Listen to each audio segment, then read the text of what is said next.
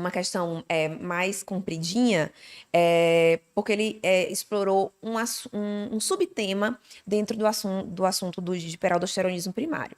Então, a parte de adrenal geralmente fica lá pelo final da prova, você já está cansada, as questões não costumam ser muito complicadas, o assunto não é muito extenso, então vale a pena focar nessa sub-área para você garantir o acerto dessas questões. Então vamos lá, um homem de 63 anos, que é hipertenso desde os 48, vem uso de valsartana, hidroclorotiazida, amlodipina. Nos últimos 3 anos, vem evoluindo com PA mais elevada, mesmo após ajuste e uso correto dos medicamentos.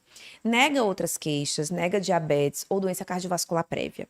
A esposa refere que o paciente não ronca, mas ronca quando bebe esporadicamente. Já para dizer que talvez ela não tenha apneia do sono. PA 148 por 92 e pé sentado. Avaliação cardiovascular e pulmonar normais, sem edema de membros inferiores. Paciente com IMC de 30.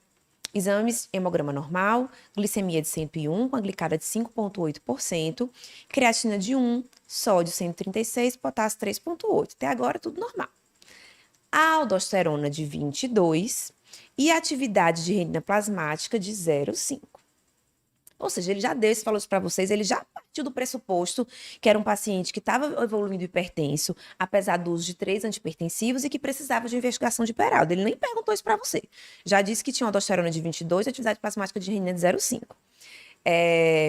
Cortisol após 1 mg de Dex overnight, 0,7. Ou seja, suprimiu normal. Né? Fez essa investigação aí também de um Cushing. Metanefrinas urinárias, investigou outras causas de hipertensão secundária. Então, metanefrinas urinárias das 24 horas, totais 497, normais. Metanefrina 129, normal. E não metanefrina 213, normal. Então, as metanefrinas urinárias, elas podem ser usadas como rastreio para FeL. O melhor exame seria a metanefrina plasmática, mas a urinária pode ser usada. Ou seja, já descartou aqui FeL, já descartou Cushing. Por enquanto, o que eu tenho é um rastreio positivo para hiperaldo. Certo? Então, tem um paciente aí com aldosterona de 22 e atividade de renina plasmática de 0,5. Aí ele ele não perguntou nada para você até agora. Após teste da infusão salina, ou seja, o médico que avaliou viu que ele tinha exames de rastreio positivo para hiperaldo e já fez um teste confirmatório, que é o teste de infusão salina, é um dos testes confirmatórios possíveis. Com 2.000 ml de soro fisiológico, os níveis de aldosterona reduziram para 12. E aí, a tomo de adrenais mostrou um nódulo em adrenal direita com 1,8 centímetros com características de adenoma. O paciente foi submetido a um cateterismo de vias adrenais, ou seja, ele já falou para você que esse paciente precisa de um cateterismo, ele não quer saber se tem indicação ou se não tem. Com estímulo de ACTH sintético, que por sinal tem indicação, certo? Cujo resultado foi o seguinte, então veja, é que ele já está falando para você de um paciente que tinha uma suspeita de hipertensão secundária, fez um teste de rastreio, fez um teste confirmatório, tinha um nódulo de 1,8 centímetros, mas que eu não posso operar direto esse paciente, porque afinal de contas ele tem 63 anos. Então esse nódulo pode muito bem ser um incidentaloma que está aí sem fazer nada e você vai operar o paciente do lado errado, talvez. Então, se eu tenho a intenção de operar esse paciente, eu tenho que fazer o cateterismo. E aí ele já fez tudo. E aí ele mostra, então foi isso que o paciente fez, né? Ele fez um rastreio positivo.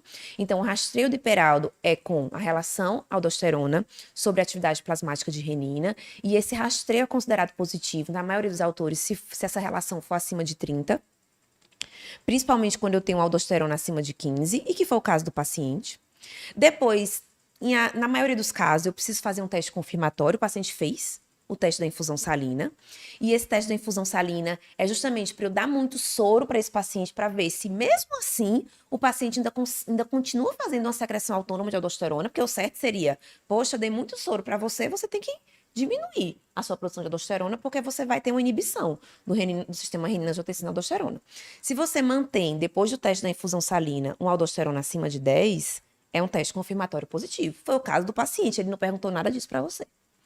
E aí, por último, você tem que fazer a diferenciação etiológica quando você está diante de um hiperaldo. Será que isso daí é um aldosteronoma ou será que é uma hiperplasia? E aí o paciente fez a tomo. E na tomo viu um nódulo. Aí ele, opa, Acho que talvez seja um adenoma. Mas, como o paciente tinha intenção de operar, fez o cateterismo. E aí ele mostra para você o resultado do cateterismo. Então, veia adrenal direita, valor de aldosterona, valor de cortisol e valor de relação aldo-cortisol. Veia adrenal esquerda, valor de aldosterona, cortisol, aldo-cortisol. E veia cava inferior. E aí ele quer saber, pronto, tá aqui o resultado do cateterismo. O que é que eu tenho que fazer? Letra A. Depois de tudo isso, eu vou fazer só um tratamento farmacológico com espironolactona. Eu vou fazer a adrenalectomia direita por via laparoscópica. Eu vou fazer a adrenalectomia bilateral. Ou eu vou repetir o cateterismo, porque o cateterismo não prestou. Então, eu tenho que saber. Basicamente, essa questão era para interpretar esse cateterismo. Então, o cateterismo de vias adrenais é um exame muito trabalhoso, realizado em poucos centros, é difícil cateterização, mas ele serve para a gente poder, é o padrão ouro, para que eu saiba qual é o lado, qual é a etiologia mesmo, qual é o lado que está tendo secreção daquela secreção autônoma de aldosterona. E aí, ele é considerado positivo quando a relação aldosterona-cortisol, é por isso que ele colocou aqui, ó, aldosterona-cortisol. Porque o cortisol, ele corrige o valor da aldosterona. Então, quando a relação aldosterona-cortisol de um lado em relação ao outro é acima de 4. Então, veja, aqui estava 0,9 e outro 0,6. Então, não teve nenhum lado que foi superior ao outro. Ou seja, não lateralizou. Então, aquele nódulo que a gente tinha achado lá na toma era uma pegadinha. Se eu tivesse operado aquele nódulo sem fazer o cateterismo, tinha operado de graça o paciente. Beleza, então já sei que não é para operar. Então, será que é para fazer espironolactona depois de tudo isso? Ou eu tenho que repetir o cateterismo? Porque será que esse cateterismo prestou? E aí, para saber se o cateterismo prestou ou não, a gente geralmente vê o cortisol, ó. Cortisol aqui na adrenal muito alto em relação à periferia. Quando a gente tem um gradiente acima de 4 vezes, quer dizer que eu cateterizei bem as adrenais. Então, o cateterismo prestou. O que, de fato, depois de tudo isso, você vai dar espironolactona para esse paciente. Então, Você podia ter feito sem fazer nada disso, né? Tinha na quarta droga como espironolactona. Podia, mas assim, era o certo a ser feito. A investigação, todo o passo a passo era essa. E aí, a resposta da questão era o tratamento farmacológico com espironolactona. Bem, espero que você tenha gostado desse formato de vídeo mais curtinho. Se você gostou e quiser ver outros vídeos como esse, clica aqui nesse vídeo. Tem um formato parecido, o pessoal gostou bastante. E se você quiser conhecer, quiser assistir ao vídeo que deu origem a esse corte, né? Esse vídeo ele foi retirado de um outro maior, de um outro completo. Clica aqui à esquerda que você poderá conferir o nosso conteúdo completo.